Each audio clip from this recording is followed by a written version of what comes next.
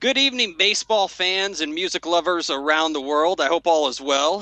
Welcome to episode 3 of Rock and Roll Shin-Soo Choo. My name is Gabe Estel, and I'm here with my beloved co-host, Dennis Leach and Jonathan Getz. How are you, boys? All right. Good. Well, I'm glad. Good to see everybody again. Starting just to kick things off.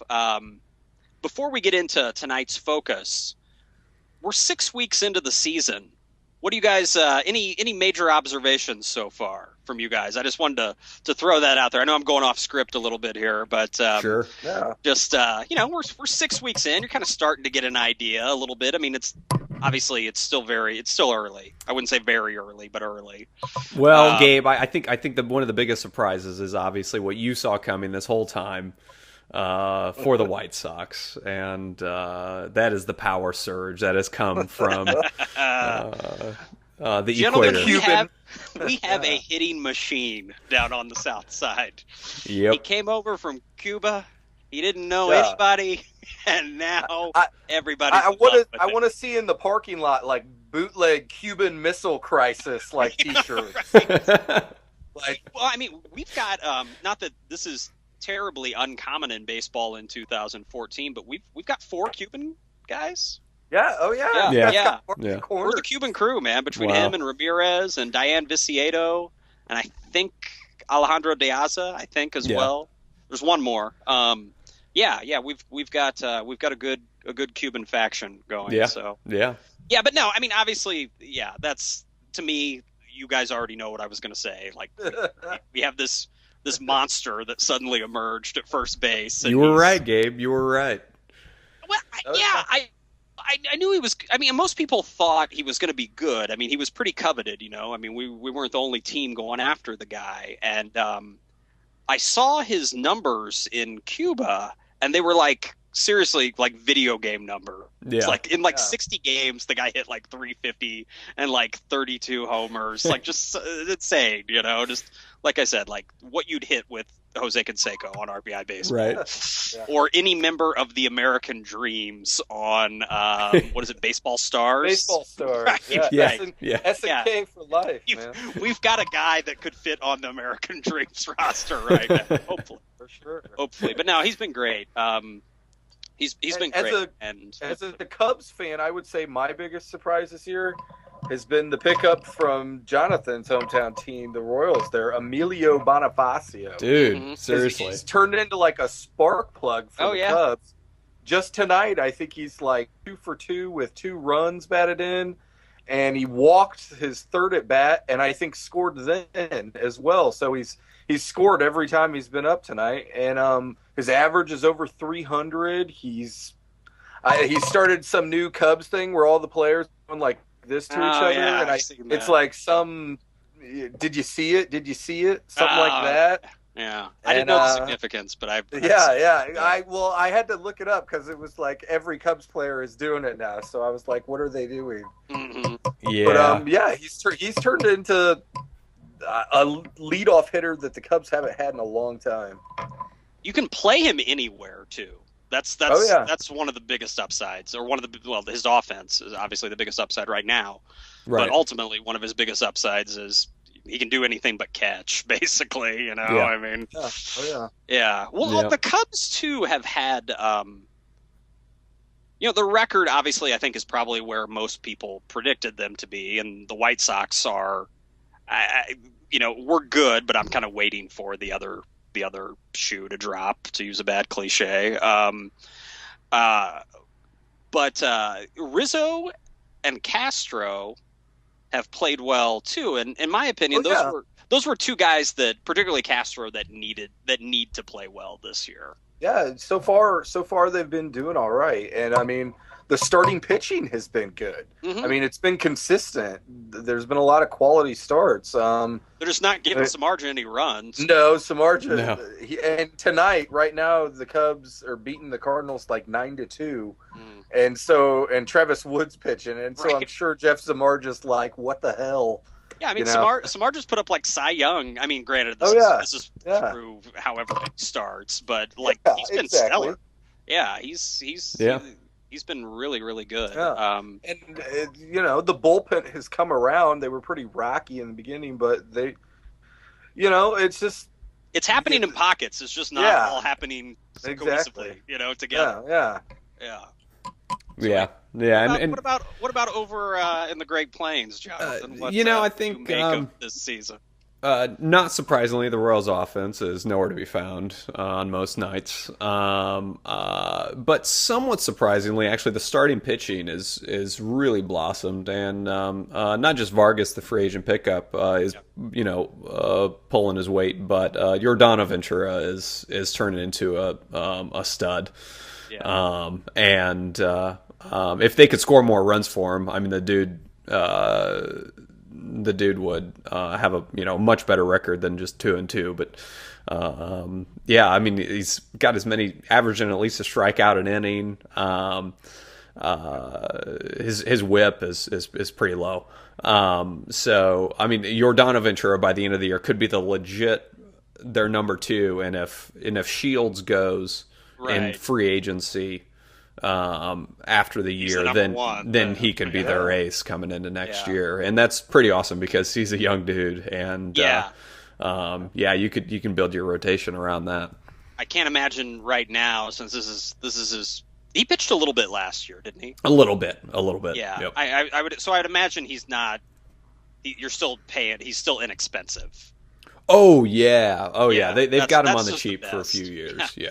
That's like a feeling that if you're a fan, like you savor when you've got a guy that's really good and he's not making. I mean, right. I'm not going to whip for anybody that's making 400, 500 grand. Yeah, he's making Yeah, right. Like, yeah, you're still making like asshole money, but it's such a good feeling, when you've got him.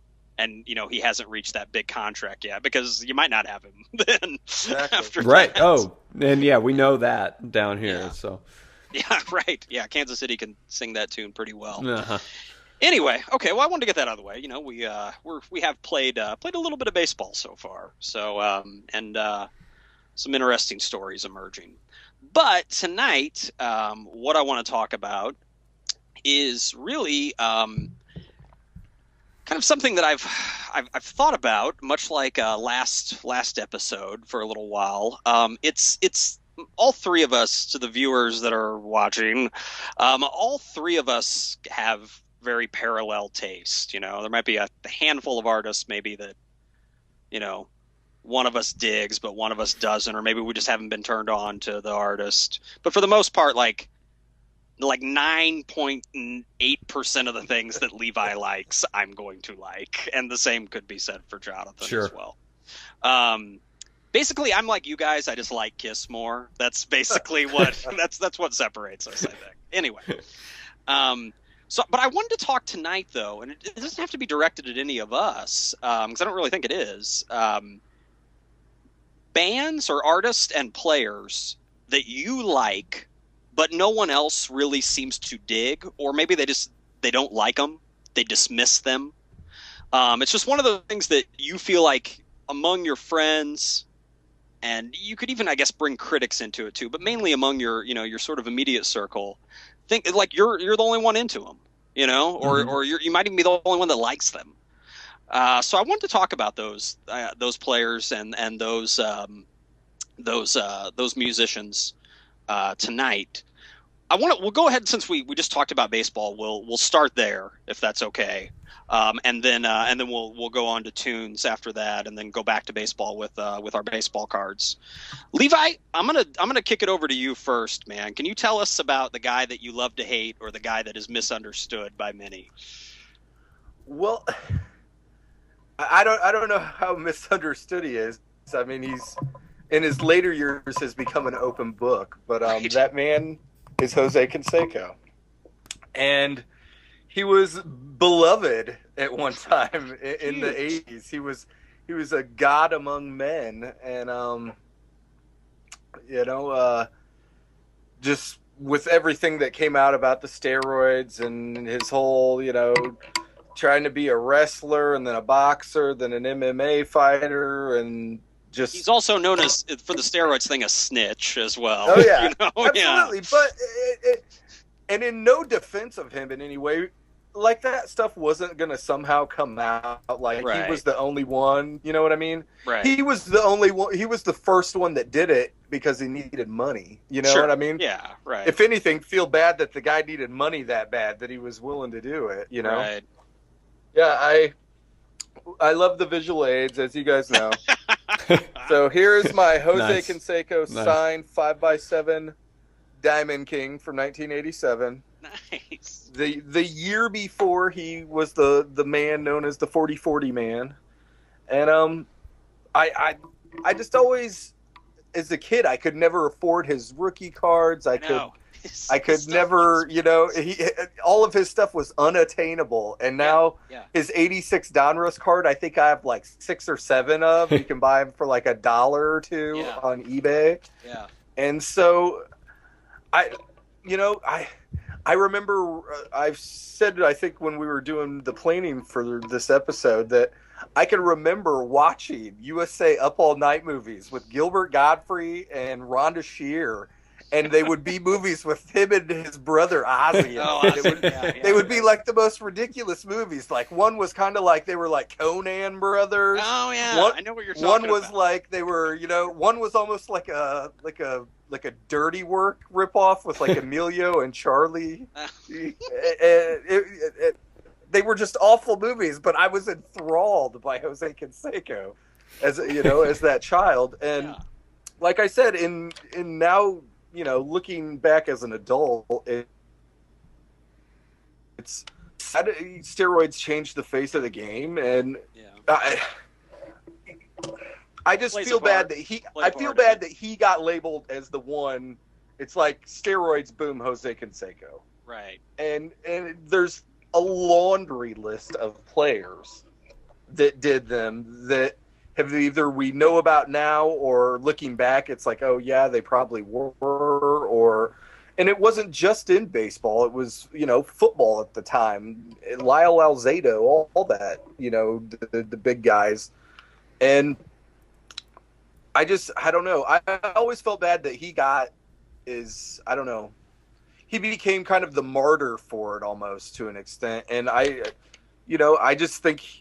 think it would have happened eventually. He was going to get people were going to find out they were on steroids. I always wondered if there was somehow like a Tony La Russa link to any of it, because he was the manager, you know, for McGuire and Canseco then. He was later the manager for McGuire at the Cardinals. And if you look, some of the surrounding players on both those teams were kind of smaller guys who after a year or two were kind of swole. Like you mentioned, Walt Weiss got huge. Oh yeah. Well, if anyone's listening to this, like, I don't want Walt Weiss's people to call me. Walt Weiss is a bad motherfucker, but you know what I'm saying? You know,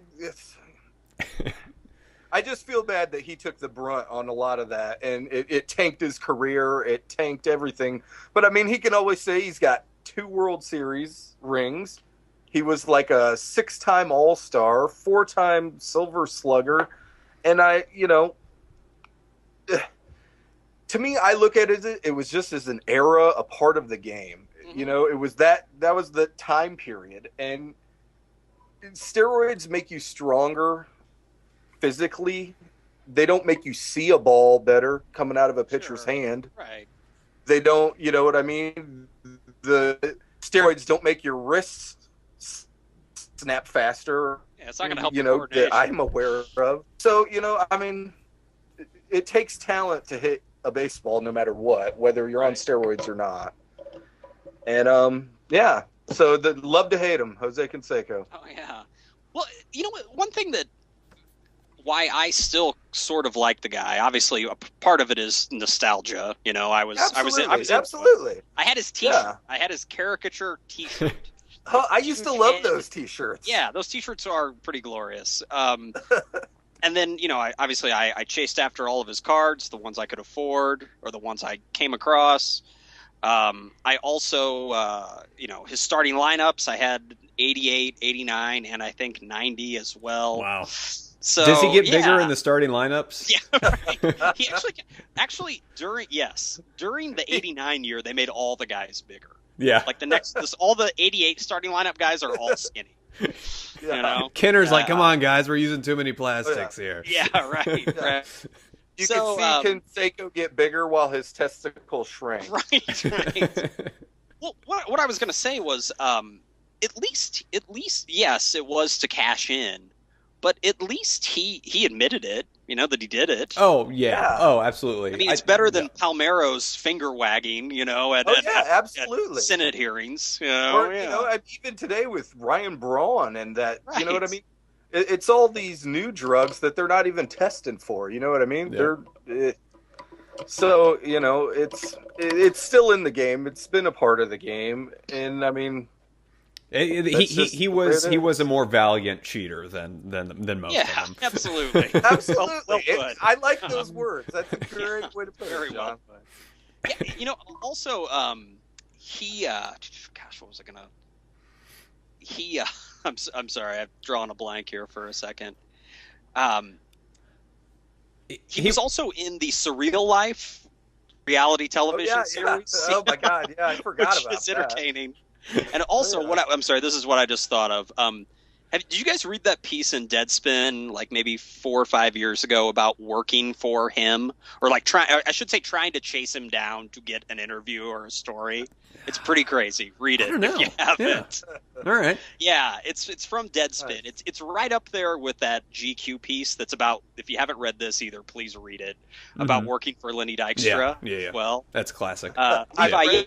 Read both of those. They're both like just laugh out loud, entertaining reads. Yeah. And the Canseco is as weird and shady and as Canseco as you think he is, in real life. Yeah. So, yeah, this guy from Deadspin tries to track him down for an interview for weeks, and he's surrounded by a lot of shady people. Like, it's just that's Jose Canseco post baseball career. Yeah. So nice. It's a good read. Yeah, I'll check it out.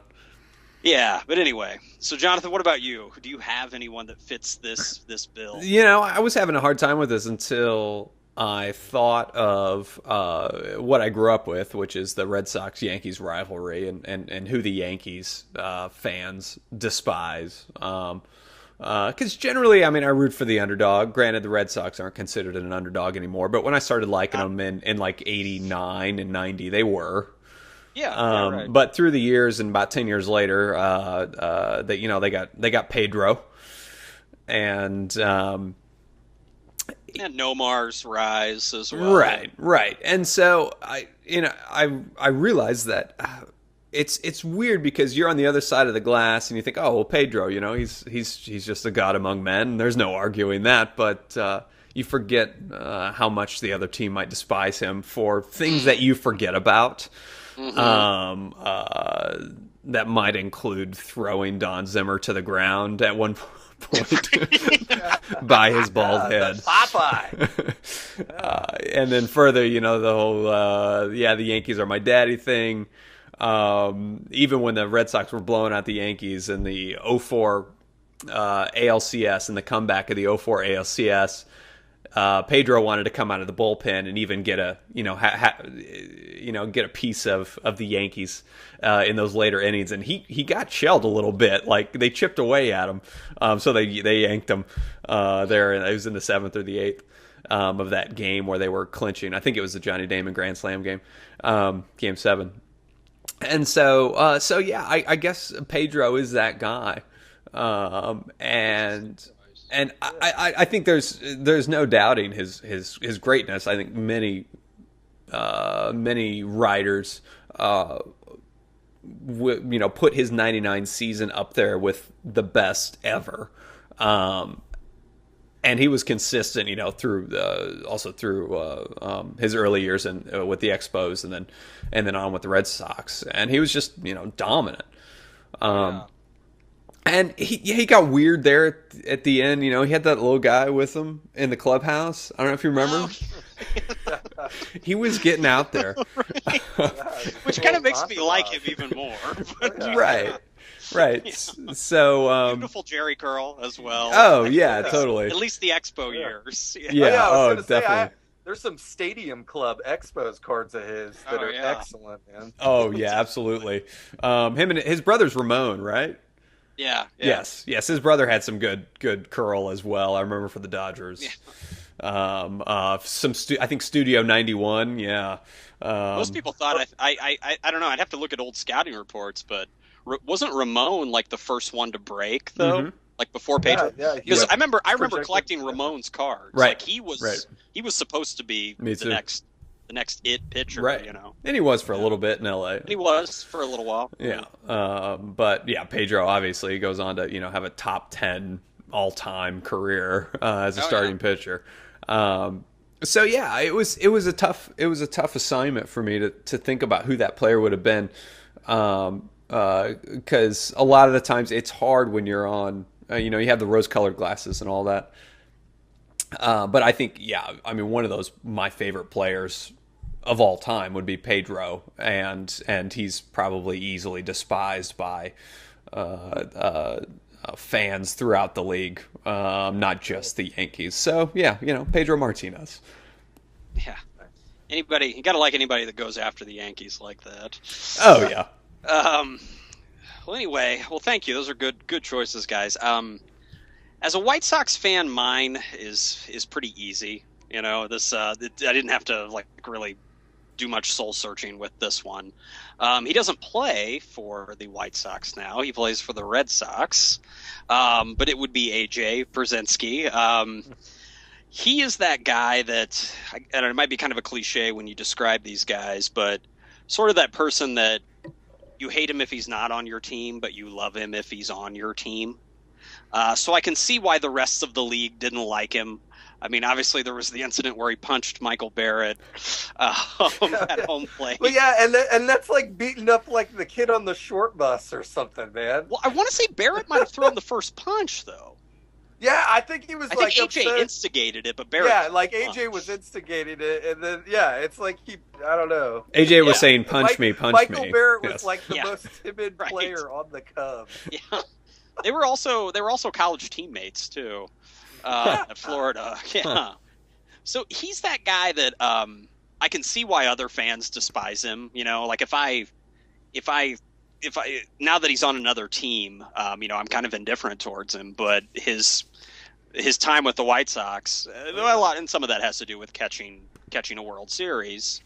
It's my memories of him here are pretty fond. The South Side fan base really embraced him, mainly because he seems like an asshole that you would run into at a bar. But anyway, on the South Side, yeah. I'm sorry, Levi. What were you going to say? No, I said I always remember him. It seemed like whenever I would see him, he would be very clutch. Like he was a very clutch situation type of hitter, and he always seemed to beat up on the Cubs in more ways than one. He can back up, like Levi's alluding to. He could back up the, I don't know, cockiness, yes, with production. I mean, he's been kind of quietly one of the best hitting catchers of the last 10-12 seasons now. No, really. Yeah, for sure. He's always hits for average really well. Yeah. He's had a couple seasons where he was able to hit for power. The power numbers kind of, but I think he's obviously, I think the Red Sox got him in the twilight of his career now. Yeah. I wouldn't think he would get past, he's maybe got another year or two in the league. Yeah. But he's always hit well too. So in addition to sort of being that instigator and being that firecracker, he's always backed it up for the most part. Terrible arm. He can't throw out anyone. Yeah. So like John Kruk could steal on him. But he certainly works with pitchers well, and also this is indicative of a trend that's happening now. But I'm wondering, just due to the fact that he was a catcher, and that also he sort of seems to be like the players kind of player. You know, like if he's in the dugout with you, you like him, he backs up his teammates, etc. I'm wondering if he's management material. Um, you know, it seems like it would, hiring him would generate a little bit of buzz too for like maybe a small market team. Yeah. So he would get some publicity. People would kind of expect him to say asshole things or do those types of things. So I think from a marketing standpoint, like if I were, I don't know, the Astros or something like that, I might look into it. Dude, if I were a beat writer, I would want to go wherever he's managing. Right. Yeah. And there seems to be this trend around baseball now to get these catchers shortly after they retire. Yeah. You know, we saw it with Girardi. We saw it with he's been in the league a while now, but Mike Scioscia kind of. Yeah. Ausmus is managing Detroit now. Brad Ausmus. Yeah. He's only been out of the league like 2-3 years. Yep. Mike Redmond, I think, down in Miami. Tony Pena had a stint here in Kansas City for a little while. Yeah, right. Sandy Alomar Jr. is, rumored that he's going to get a managerial job soon. He's Cleveland's bench coach. The White Sox, when they got Ventura, were looking at him. Okay. So there's kind of a trend. So I'm wondering, if he would be interested in doing that, and then also maybe if he would make a good one. It seems to me like all the pieces are in play for him to become, I don't know about a good manager, but at least a baseball manager, I think. Yeah. So we'll see. He's also wrestled semi-professionally as well.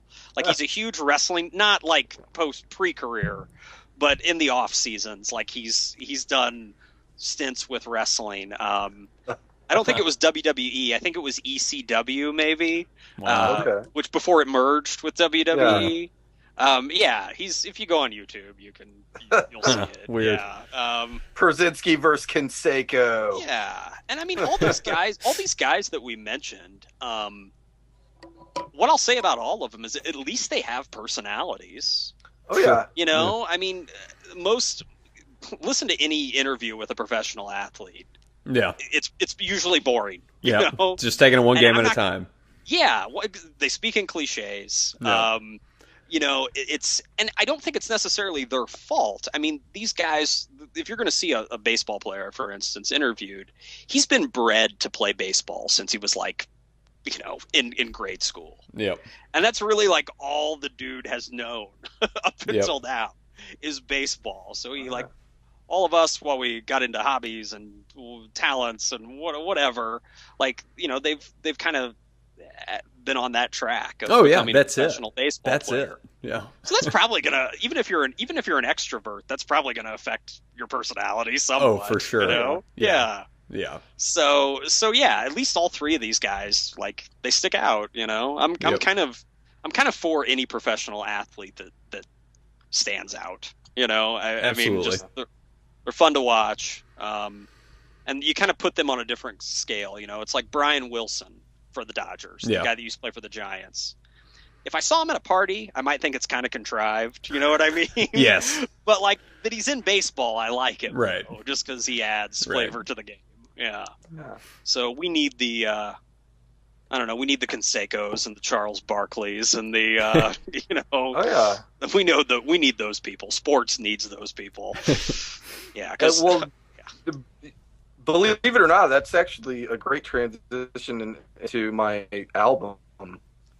Let it rip, man. Yeah, we're going to talk about albums and bands. Yeah, go ahead, man. One of my favorite albums that I think a lot of people don't like or dismiss as soon as they hear it is Terrence Trent D'Arby.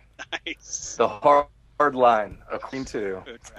And as you said, I like someone who has spunk, pizzazz, cockiness, if you will. Yeah. It's those players. Pete Rose is like always one that came to my mind too, and he came along with this record that I just showed in 1987. It was his debut album, and he ended up winning the best vocal R&B male Grammy that year, and spawned two huge hits, Wishing Well and Sign Your Name, and just Dance Little Sister too, kind of. Dance Little Sister, I think, was like released as a third single. I know it charted higher, believe it or not, the album sold, I think, more in the UK than it did in the US. But overall, it was a huge album for him, and he pretty much killed his career during the press, all the press and the interviews for this first tour for this record. One of the most famous interviews is he states this record is the biggest record to come out since Sgt. Pepper's Lonely Hearts Club Band. And so, as soon as you say that, your career starts to go down, I think. And just he could never relive the success he had with this record. But I always just liked his cockiness and his smooth dance moves. He was like a mix of like Prince and James Brown and like Robert Palmer or something. I don't know. I always just was drawn to him, man. And a lot of people did not like him after he opened his mouth during interviews. And you haven't really heard much from him since. No, he changed his name. It's I can't think of what it is. It's I don't know. It sounds like a Middle Eastern name or something. Maidanya or something like that is his name now, and that's what he records under. Okay. And a lot of it is released in the UK, I think, because that's where he's still remained quasi-popular all these years. Sure. But yeah, it's kind of bad when you have to like change your personality, your alter ego, change your name. That album, I want to say like he plays instruments too, right? I mean, didn't he? Oh yeah, no, yeah. I mean, every record he's ever made, he's like I said, he's like Prince in that aspect, where he produces, he arranges, he composes, and he plays everything on all the records. Yeah. So I mean, he's a super super talented guy. Yeah. And it would have been nice to see another album kind of like what this first one sounded like. But I think due to the success of it, it was so big that he wanted to break away from that, to not like repeat the success of it. Sure. And, he suffered for that. Good choice, man. That's a I've got that on vinyl as well. It sounds fantastic. Wow, jeez, I'm missing out really apparently. Good, really good, like for what it is, like good. I maybe it sounds a little dated now, but I like the production values on that record too. Oh yeah, I think it's really well recorded. Jonathan, get with the program. Terrence Trent D'Arby. TTD, man. Who knew? And Levi and I, you're going to be on the first tune. Levi and I are going to be swapping Terrence Trent D'Arby bootlegs. All right. Wow. Good choice, man. Good choice. Yeah. Jonathan, do you have an album?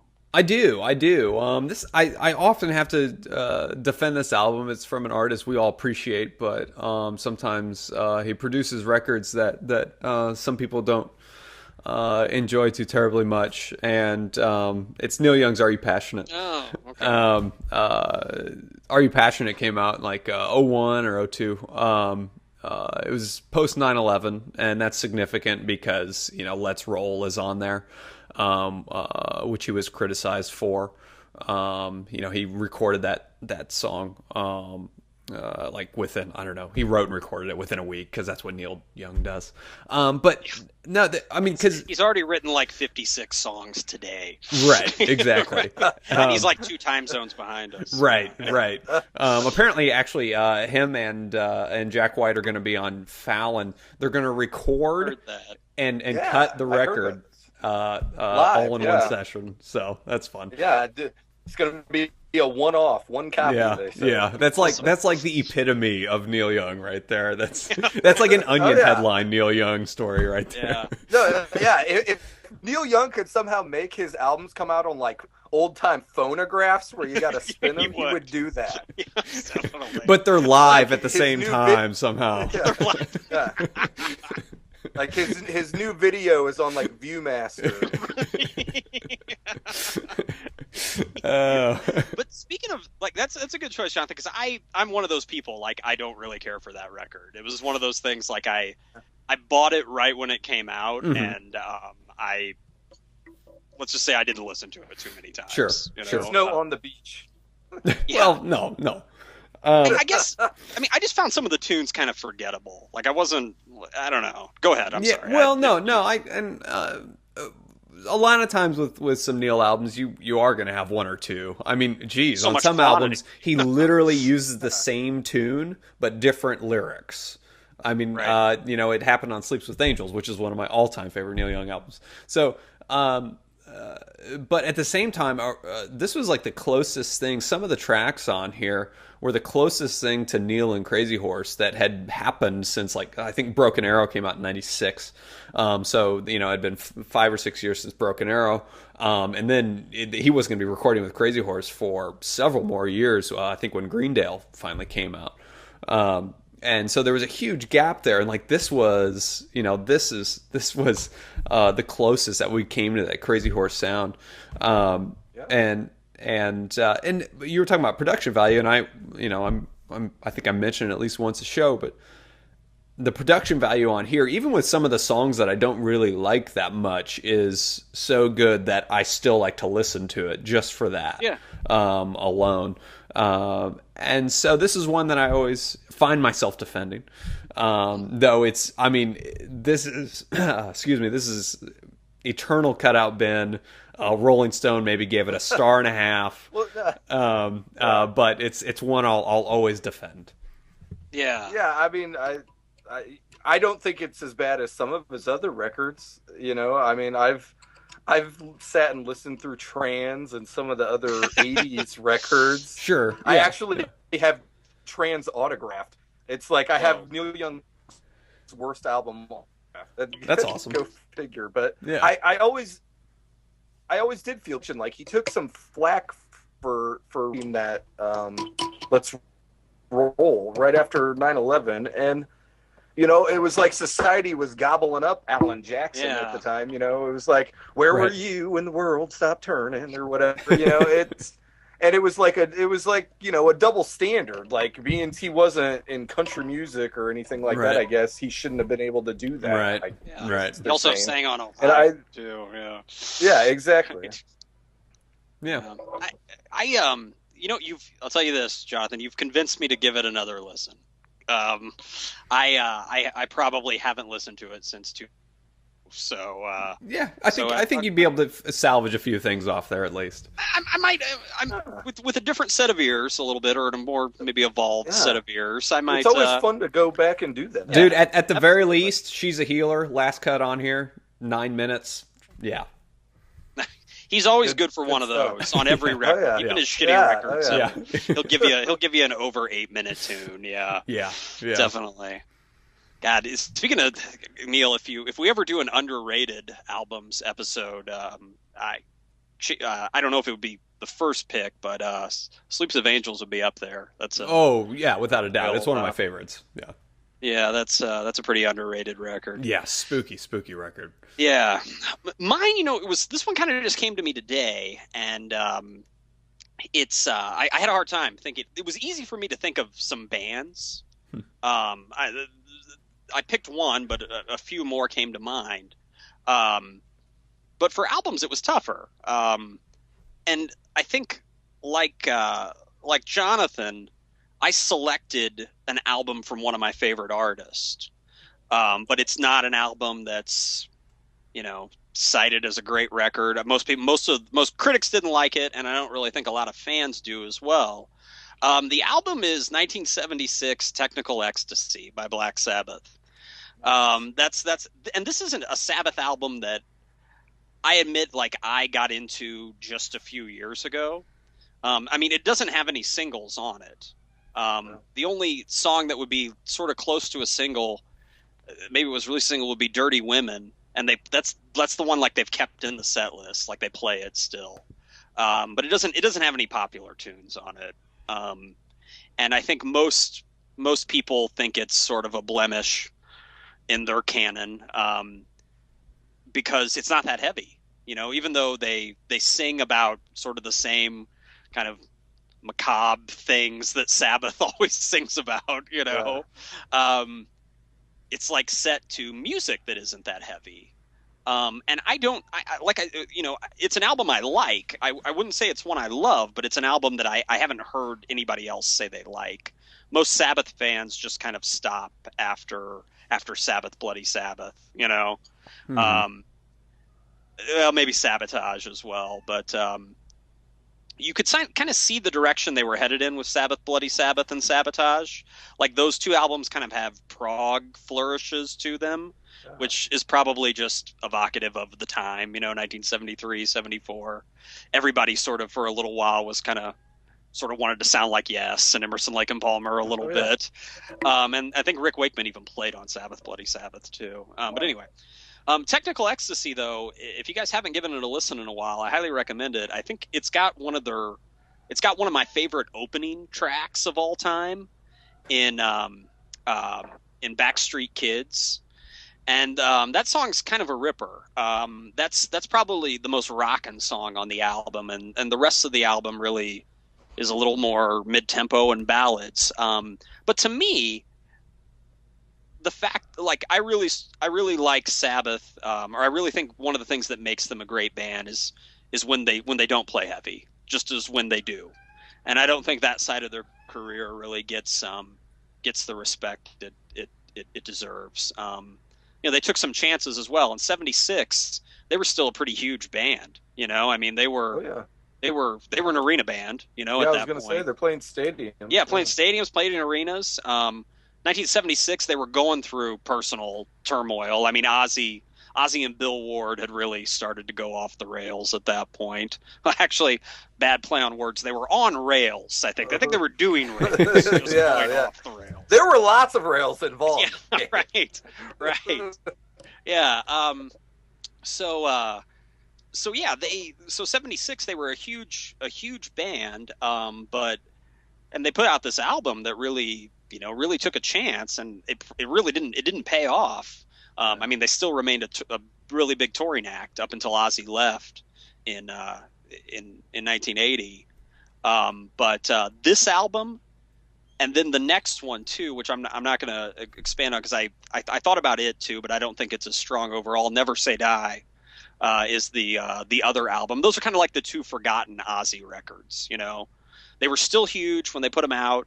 But those two albums don't have any singles on them, and they just don't get the attention. They don't really, aside from Dirty Women, they don't play any of those tunes live.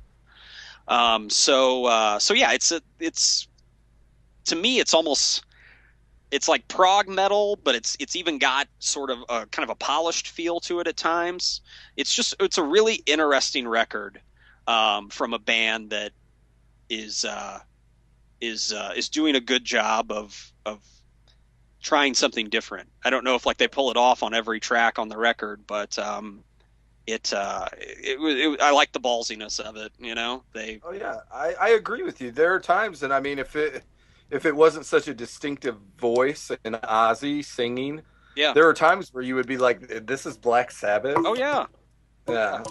Which I like that. I like that they threw me these curveballs. And so if you guys haven't listened to it in a while, turn up the first song. Good God. Backstreet Kids is just a ripper, and it's sort of like almost kind of like Ozzy's homecoming song. I mean, he was a tramp. Like he was just a dirty working class little shit, just snot-nosed asshole, just wrong side of the tracks, chip on your shoulder, whatever other cliche you want to use, he was that kid. And then in Backstreet Kids, he writes the song about being that kid. and I always thought, and I'll stop here in a second. I always thought, as a lyricist, he was always underrated, because there is all the dark stuff that I mentioned earlier, and the things, sort of the themes that you think of when you think of Black Sabbath. But to me, much like Pete Townsend, I compare Ozzy a lot to Pete Townsend about what they were writing about. They were writing about being sort of disillusioned, working class British kids. Mm-hmm. And Townsend did that probably better than anybody else. Yeah. But Ozzy did it really well too. Absolutely. And he doesn't get the credit for it.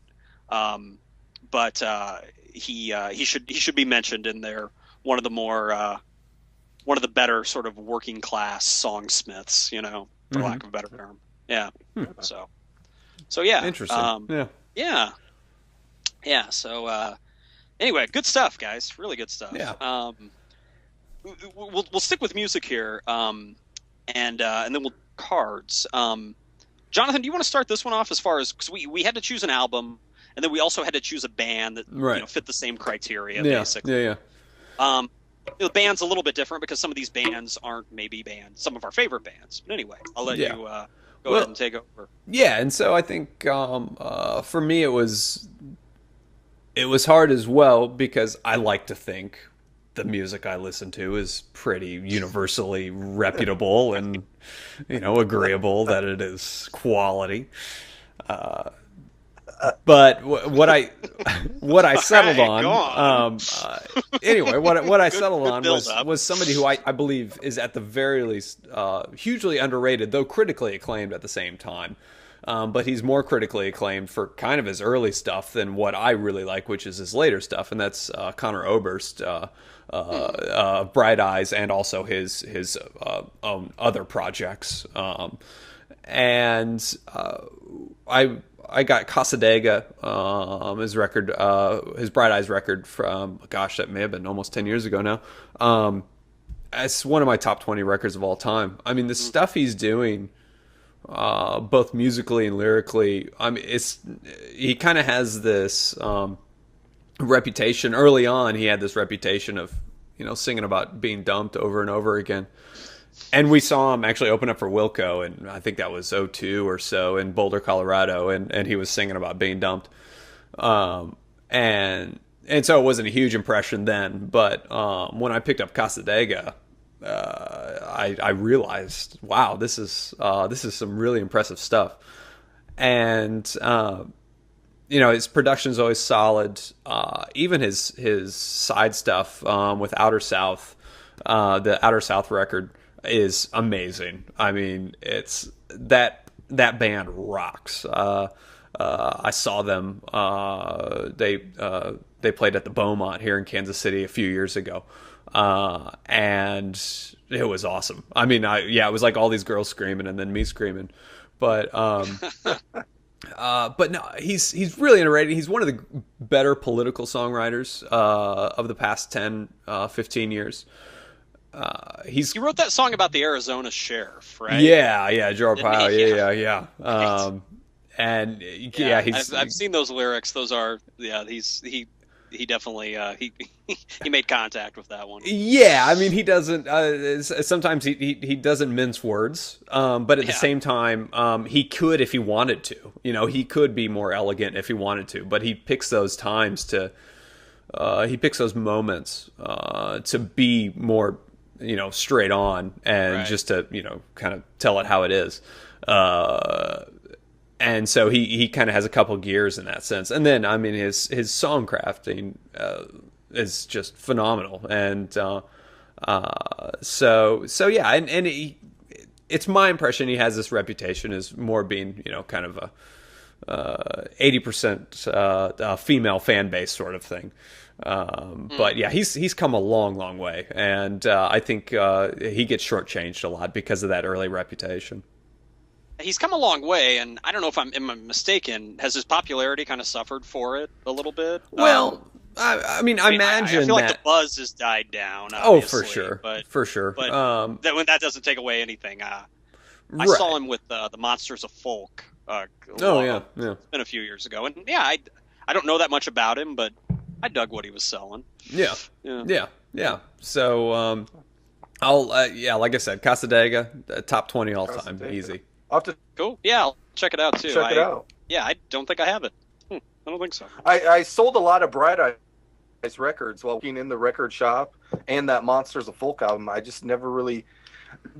Him and Ryan Adams are two people I need to go back and kind of school myself on their catalogs. Yeah, because I don't know a lot of. Levi, you'd love Cold Roses. You'd love it.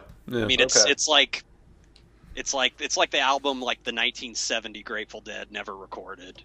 Okay, cool. It's like American. It's like listening to. Well, I'll say Ryan Adams stole, or Chris Robinson stole Neil Casal away from him, kind of. And he does. He lends a kind of a Grateful Dead vibe to Chris Robinson Brotherhood. I saw Ryan Adams at Lollapalooza back in like 06 or 07. He did Wharf Rat, dude. Nice. So I'm telling you. Wow. So anyway, I'm sorry. So Levi, what about you, man? What's your artist? This was tough, but I had originally thought of these guys first when it first happened, and then I went in kind of circles in my head thinking of who else I could pick, and I just kept coming back to these guys, and that is a group out of the late '80s, and they're called the Spin Doctors. Nice. And because when I was faced with this question, the first thing that came to my mind was kind of like it's your guilty pleasure. What's one of your guilty pleasure artists?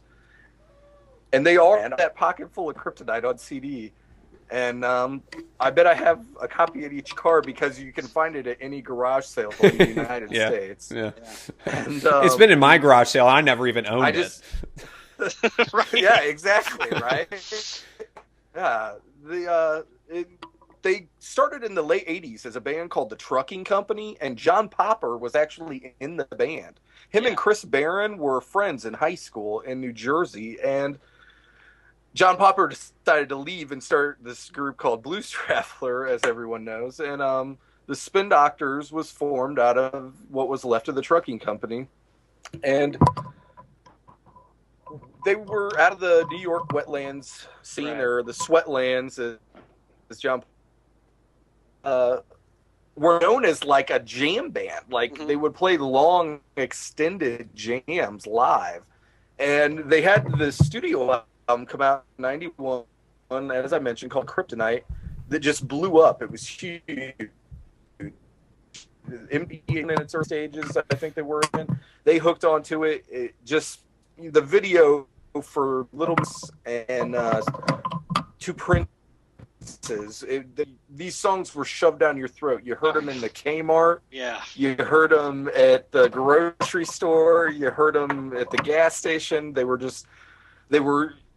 ubiquitous, all surrounding. Yes. Right. And the numbers are there, man. They sold 5 million copies. It went platinum. 5 million in the US and another 5 million worldwide. I'll pay some bills for a few years. So they sold copies. Oh yeah. And so they just, as a lot of bands do, kind of just faded away. The second studio album, couldn't live up to the first one, although it sold I think 2 million copies. Much like we talked about this too. Much like Blues Traveler, when they got popular, they lost their jam band following. Exactly. The same exact thing happened. Yeah. Well, and not one song on that record I think is over 7 minutes or something. So. It's hard to please those two crowds. A pop sensible society and a jam band crowd aren't usually gonna meld that like that. And so this it is did. Bonnaroo, so yeah, absolutely right. It was pre Bonnaroo, but they they were pioneers in that they were one of the first bands, along with Blues Traveler and Widespread Panic, to start Horde in '92. Right. And so, I mean, they were kind of pioneers in that essence. They knew festivals were going to be popular, a big scene. It's just, they just couldn't keep it together. As a lot of my favorite bands, taste, the demise of them. Taste are fickle, absolutely, absolutely. Yeah. If you go back and listen to it, though, there's some well-crafted songs. And granted, there's some, really kitschy songs, like the What Time Is It? I don't know if you guys have heard that song. Right. What time is it? 4:30. Right. Yeah, even the video, it's pretty literal. Like, the video's got all these clocks in it, too. Yeah. The clocks say 4:30. They're like, right. So I guess that meant it was 10 minutes after 4:20, so they must have been feeling pretty good. I don't know. That guy always looked really high. Oh, Chris, yeah, absolutely. He always looks really stoned. I don't think it was just looks. I think he really was. But yeah, they're definitely my biggest guilty pleasure band by far. Good choice, man. Good choice. Mine, Levi had mentioned an artist, Terence Trent D'Arby, that made a Beatles comparison earlier, and mine probably made one of the more infamous Beatles comparisons, right at really the height of their popularity, really in the mid-'90s. This is a band that I went as far as to make a mixtape for our friend Michael Davis, and I called the tape "This Band Sucks," like Oasis sucks. And if there's anything I could take back, it would be that, because like most people in 1995, I saw them and I just saw assholes. I mean, that's what I saw, and they were immensely popular. And I think probably just being angsty and young, if it got really popular, I pushed it away, or I dismissed it unfairly. And that kind of changed for me when Oasis got paired with the Black Crowes on that 2001 Brotherly Love tour. I rolled my eyes when I heard the announcement. I think most people were kind of the reaction, at least across the Black Crowes fan community, was pretty negative. Nobody was really too excited about it. Yeah. But in me, they won over a fan. I saw them, and fortunately, I got there early enough to catch all of their set too. I saw it at Deer Creek on that tour, and I was just like, I knew. Obviously, I knew they had to have influences that I liked.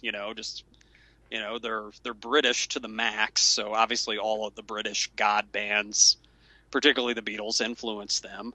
But I didn't know that that Noel was such a good guitarist until I saw him live.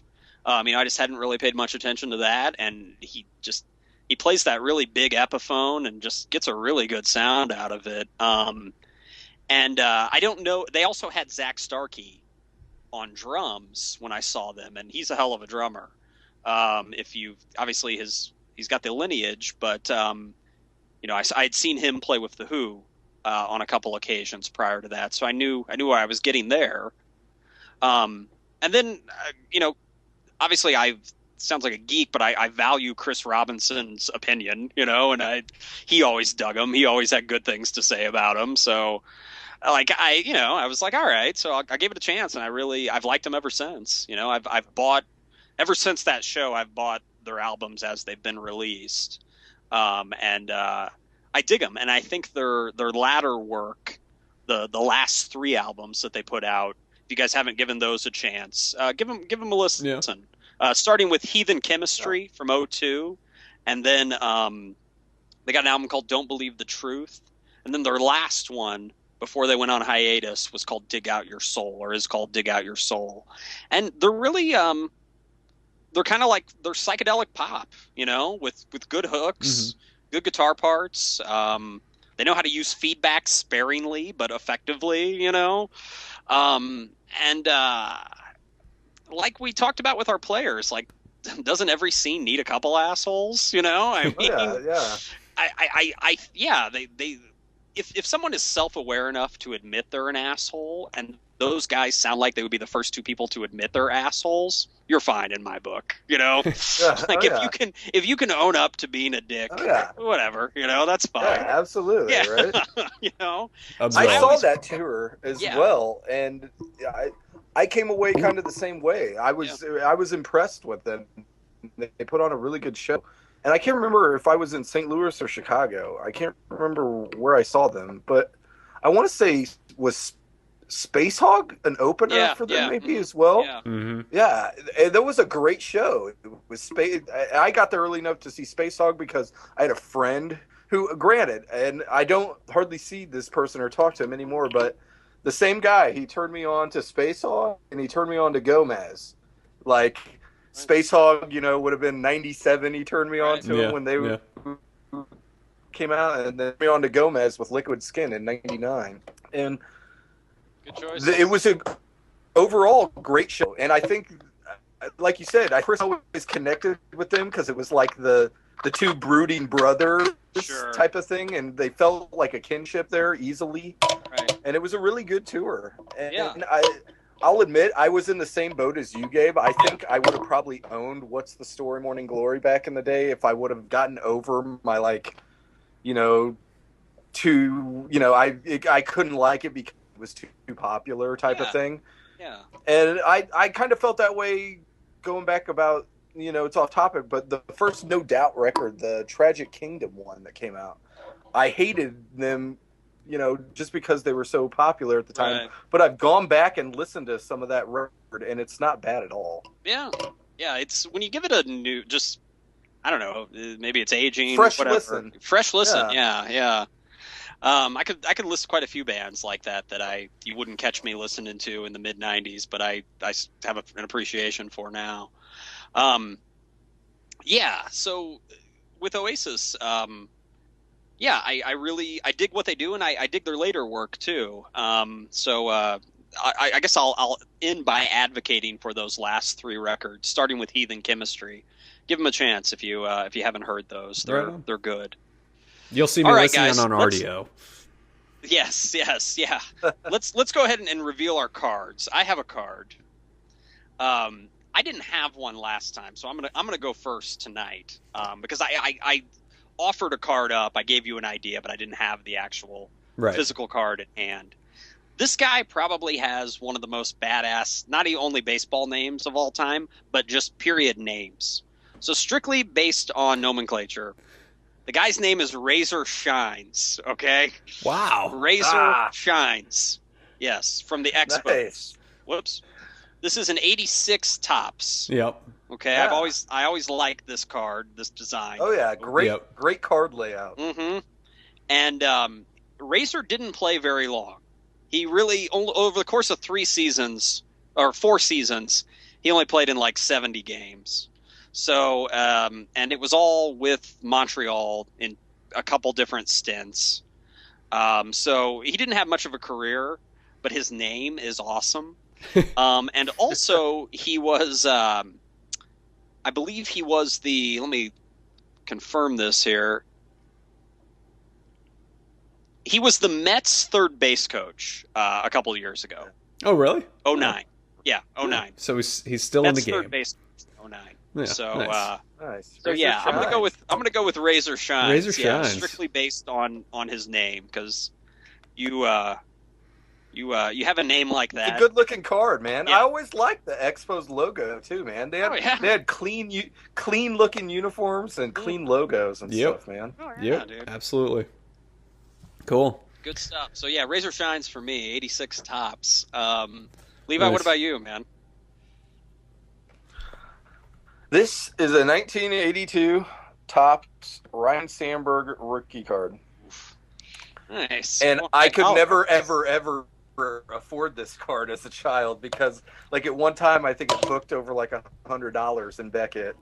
And for the kids out there, Beckett was a book that you physically looked up the prices of baseball cards in because they actually were worth more than the cardboard they were printed on at one time. Yeah.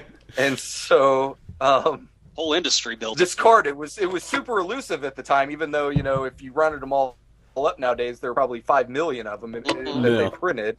Yeah. But I always wanted it as a kid. Always wanted it. Along, like I said, with like the Canseco 86 Donruss, the 85 USA Olympic McGuire. Nice. That was always a tough one. I always wanted the Bo Jackson. It was like one of the first insert cards. It was like the Bo Jackson. Oh, the black and white photo. Where he's got the football pads and the Yeah. bat behind his. Yeah, man. Oh man, that was a score. That was a score. Yeah. Insert. Yeah. So that's my card. Nice. I finally got it now that I'm Nice. 32 years old. Well done. Well, mine's actually 3-1. It's a 1988 Bo Jackson sport flick. Sport flick. So Okay, so it's a headshot and then swinging and fielding, or is it? no, it's headshot and mid swing, then as the ball approaches, and then the swing follow through. So yeah, obviously it's a little bit harder to see on there. So I guess this is like the first animated GIF. Yeah, exactly. Yeah.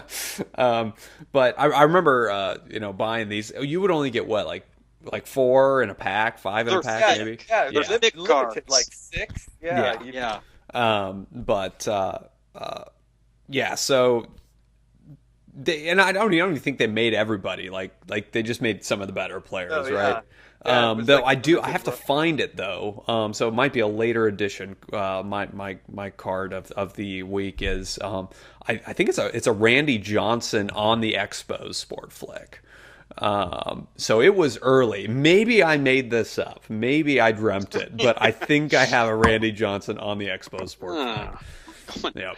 Nice. Combing the brain for what was a sports flicks. I'm trying to think of the players that would have one. You know? Right. Ripken, Boggs, Ripken, Sandberg. I know had one. Dawson. Well, even and believe it or not, I think. No, go ahead. This is 148. This is card number 148. Yeah. So they made a significant amount in a set. Yeah. I know there was a Sean Dunston. I remember there was a Sean Dunston. Shawan. Yeah, the Shawano meter. One. Yeah, he was good enough to get a premier card. Yeah. Oh yeah. Oh, definitely. Good stuff. Yeah. Those were great cards, man. It was always tough to try and get like a full set of them because not all the stores carried them. You didn't see them like everywhere. Yeah. No way you could afford that. Yeah. Is it just me, Levi, or is Jonathan like on pause? His shot, is he, or is it just me? It must just be you. He's, might just be it's a movie. I got live action. For me, he's got like an excellent pause. He's like this. Okay, now it's done. Okay, good. Yeah. We'll see how that turns out in the end. Anyway, good stuff, guys. Well, hey, man, I think that concludes an episode of episode 3. So good work all around, boys, and let's do it again soon. Right on. Yeah. All right, fellas, have a good night, and rock and roll Shin-Soo Choo. Keep up that on-base percentage.